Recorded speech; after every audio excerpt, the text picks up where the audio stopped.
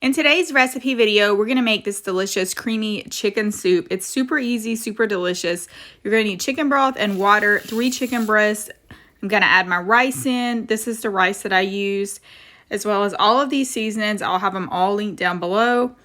I'm adding my seasonings in now, and then I've chopped up some celery and carrots. We're gonna add those into the soup, as well as some peas and corn.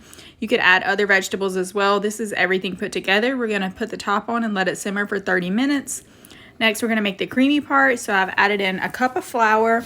The milk that you saw, we're gonna let all of this come to a nice simmer, whisking it in to it's nice and deliciously smooth.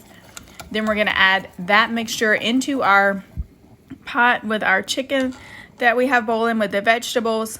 Once all of this is combined, I added it all together. Let it cook for 30 minutes, and it is absolutely delicious and freezes very well.